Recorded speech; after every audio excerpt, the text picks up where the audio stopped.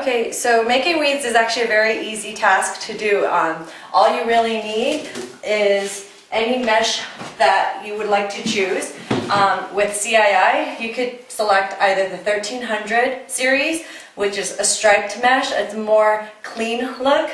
Something a bit more glitzy would be the platted mesh or other designs that we carry. We've got solid colors. We also have jute mesh that we could also make wreaths with for a much more shabby chic look. And we also have a metallic mesh. This mesh is gives it a very glitzy look, but up to you. Today we're going to make it with the XB 1300 series with the red and white stripes, because I actually have a design in mind that I want to make. But you could use all these other series for the look that you're going for, depending on what it is you're going for. As you can see, you could make different types of arrangements, and all you do is just, add the embellishments that you want. But the basic necessities that you need are very simple. All you will need is a wreath form, but these you can find at the 99-cent store, super cheap, and I love it because you could reuse it for many different things, not just for this. In addition to that, you'll need a pair of scissors, as well as ribbon. And the reason why is all you really need to do is get the wreath form and cut about a foot, maybe 15 inches of ribbon, and you just tie it all around. I like a lot of ribbon. It's entirely up to you. There's no wrong or right way to do this. So that's what you really will be using the scissors for. Let's go ahead and clear up this table. All you really need to do is set your roll. Here is about 20 yards. CII, we can custom package this to your requirements, and really they come in the standard pack of 10 yards, but if you need more, for example me, I'll probably be using the leftovers for something else. This is about 20 yards. So all you gotta kind of go ahead and do is lay it out and wrap it around, kind of like create a circle, just like that, and you bundle it up. And because you already have all of your ribbons tied in place, all you have to do is just set it down. So see, one person can just do this, and as long as you know how to tie a knot, you know how to make a wreath. All you got to do is tie, flip it over, and then you tie again. And depending on how puffy you like it, I sometimes like smaller puffs. It's just up to you. If you want a more dramatic look, you might want to add more. But all you go ahead and do is you keep tying, and as long as you keep it consistent, it'll look very clean. Now, there's no problem with inconsistent wreaths, forms. It's just a matter of what it is that you like.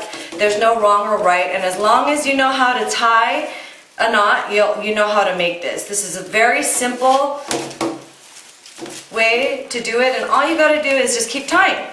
So at the very end, see, I'm doing my first round right now, and as you can see, I'm using very little mesh, because the beauty of this mesh is that it's got so much volume and so much give that you can just keep tying to however way you want.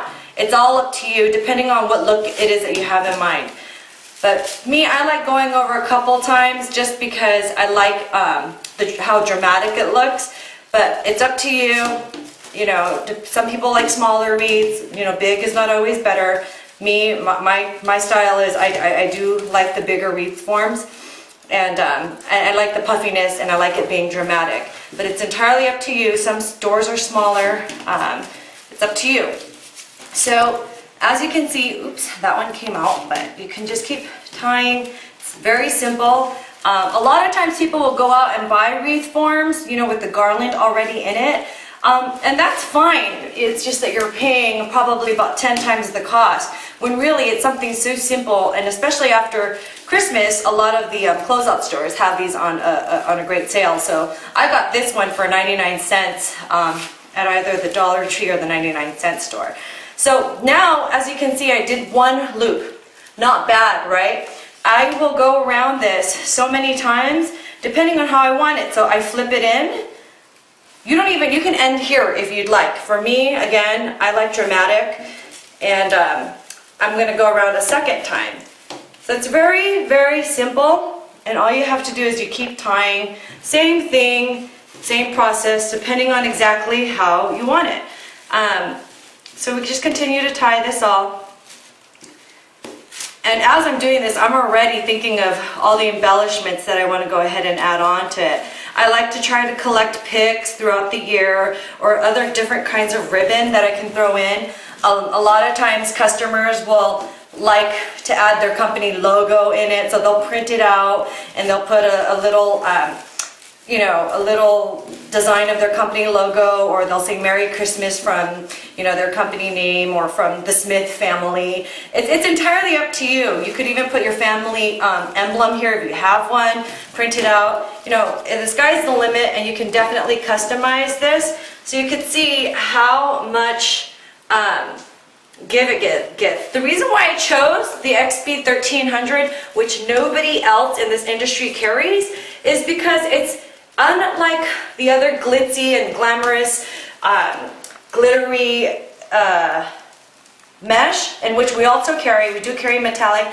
I wanted a more subtle look, so I know that with the XB 1300s, I can really accomplish this. In addition, you can also reuse this again. So I could use this for Christmas, and I can reuse it again for Valentine's Day. And for Valentine's Day, instead of putting candy canes around it, I will put hearts, different type of embellishments, maybe a cupid on it. And so I like that it's very universal.